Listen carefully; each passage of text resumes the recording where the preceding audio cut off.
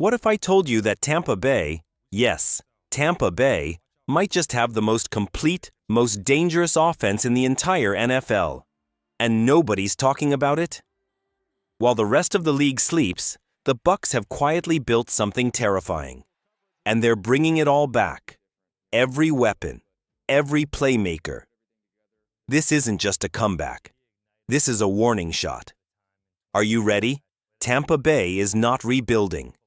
They're reloading, with everything they had last year and more. Every single player who touched the football on offense last season, whether it was catching passes or running the rock, is back. All of them. That kind of consistency is rare in today's NFL. It gives this team a real shot to build something special. But it also creates a big-time challenge. How do you keep all that talent involved? This isn't a team scraping for help in the draft. No, Tampa's roster is already so strong, they're drafting for value. That's what elite teams do. That's what the Eagles have been doing. That's the level the Buccaneers are reaching. And speaking of Philly, let me take you back to something I saw over the weekend. I was scrolling through Twitter, and I came across a list ranking NFC teams by roster talent going into 2025. You know who was right behind the Super Bowl champion Eagles at number 2? Tampa Bay. Let that sink in for a second. This isn't a hot take. This is a real football conversation that's gaining traction. And you know what? There's logic behind it. Last season, Tampa was already one of the best teams in the NFC. They weren't perfect. No team is. But their biggest issue wasn't talent. It was health. Specifically, the secondary got hammered by injuries. That alone cost them multiple games, including a frustrating wildcard loss to Washington. It felt like fate just wasn't on their side.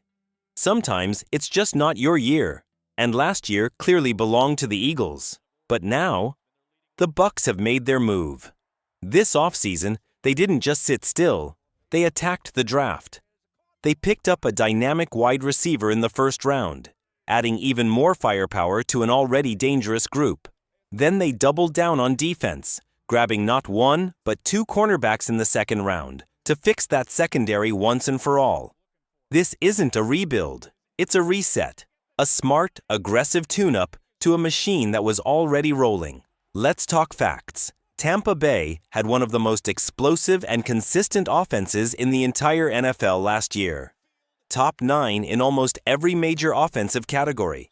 The only weak spot? Run blocking, where they ranked 18th, but that's fixable. All 11 starters on offense are returning. That includes Baker Mayfield, who, let's be honest, silenced every critic and played like a top 10 quarterback last season. Now they're adding even more firepower. First-round pick Emeka Egbuka brings new energy, route running precision, and big play potential to a receiver room that was already deep. And we haven't even talked about the biggest wild card yet, the new offensive coordinator, Josh Grizzard. People panicked when Dave Canales left.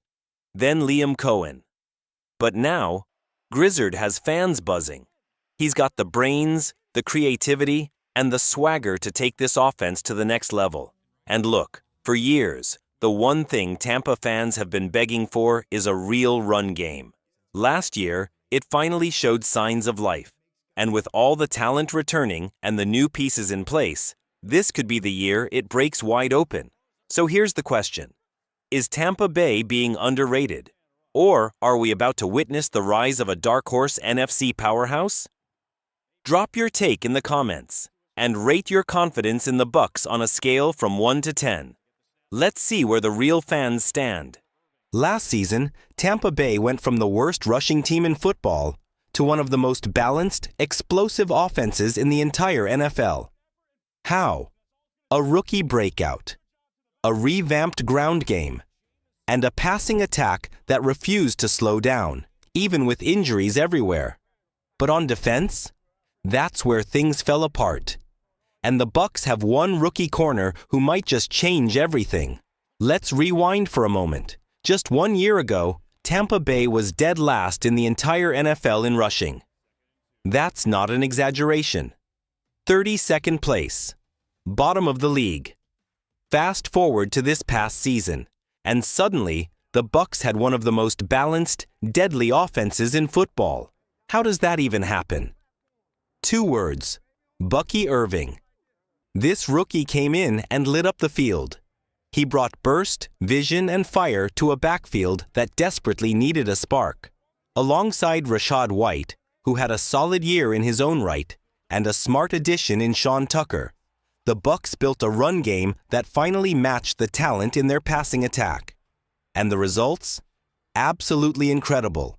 3rd in passing yards, 4th in total points, scored 4th in rushing yards, 2nd in yards per play. This was no longer a one-dimensional team. This was a nightmare for defenses, and they did it all without even having a fully healthy Chris Godwin in the second half of the season. Imagine what they can do when everyone's at 100%. But for all the progress on offense, there was still one major issue: the pass defense. Tampa couldn't stop the air attack. They were ranked 29th in passing yards allowed per game. That's bottom 3. Even though their run defense was elite, 4th in the league, the secondary was constantly getting exposed. You saw it in that wild card loss to Washington. They shut down the Commanders' ground game, but couldn't hold the line against the pass. The numbers backed it up. 21st in pass rush grade via PFF. 18th in pass coverage, 20th in linebacker coverage, 28th among safeties. That's not a defense built for deep playoff runs. But again, a huge part of that collapse was injuries. Take Antoine Winfield Jr., for example. Normally one of the best safeties in football, he had a down year. Not because of talent, but because of nagging injuries. Same story in the cornerback room. Tyke Smith showed flashes of potential, especially as a rookie, but he only played 12 games. There was no consistency, no rhythm, and that's why the draft was so important. Enter Benjamin Morrison. Look, I'm a lifelong Notre Dame fan, and I'm wearing the hat as I write this. But even without bias, this kid is a stud. If not for a late-season hip injury, Morrison would have gone in the first round. No doubt about it. In 3 years at Notre Dame, he put up elite numbers. 90.5 PFF coverage grade. Top 15 among all Power 5 corners, 9 interceptions. 3rd most during that span, gave up a completion rate of just 38.5% at his peak. That's lockdown production. So why did he fall in the draft? It wasn't performance, it was health. Morrison had hip surgery in October. That followed an earlier hip injury in high school. And just this past year, he also had arthroscopic surgery on his right shoulder. Yes, there's risk. But if he stays healthy, Tampa Bay may have just stolen one of the top young corners in the draft.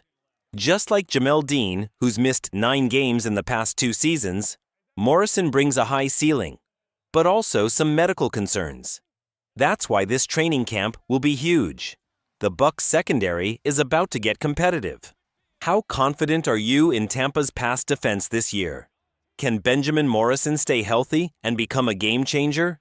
Drop your thoughts in the comments and rate this revamped Bucs defense on a scale from 1 to 10. Only 7 interceptions. That's all Tampa Bay's defense could manage last year. Head coach Todd Bowles said it best.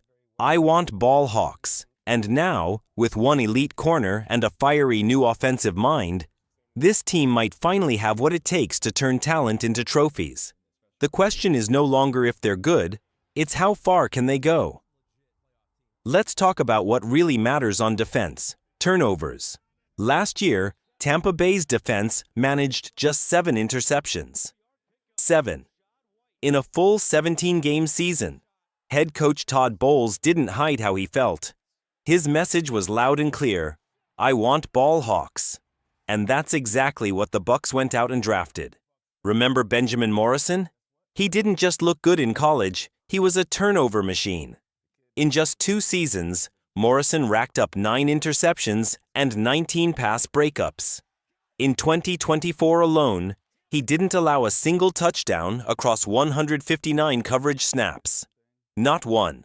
Compare that to Tampa's defense last season, which gave up 27 passing touchdowns, ranking 19th in the NFL. That's a massive gap, and Morrison could be the one to close it. And he's just one piece. Tampa Bay took 2 cornerbacks in the top 100 picks of the draft. That's not an accident. That's a strategy. A plan to rebuild the secondary and stop bleeding yards through the air. Don't forget, the Bucs were also 6th in the league in sacks last season. The pass rush is already dangerous. If the secondary steps up, this defense could turn from solid to elite fast. Now let's shift to what everyone seems to be talking about, Josh Grizzard. The Bucs' new offensive coordinator steps into a massive spotlight. The past 2 OCs, Dave Canales and Liam Cohen, helped Tampa field one of the most dangerous offenses in the league. And now, it's Grizzard's turn to carry the torch. But here's the thing, he's ready. Grizzard was already the pass game coordinator last year. He knows the players. He knows the system. He's not building from scratch. He's evolving a machine that already works. And he said something recently that stuck with me. We're further ahead now than we were at this point last season. There was no reset. We kept building. That matters. Because for the first time in years, Tampa has continuity on offense. All 11 starters are back. The chemistry is already there. Add in the new weapons like Emeka Egbuka, and this team is armed to do more than just win the NFC South.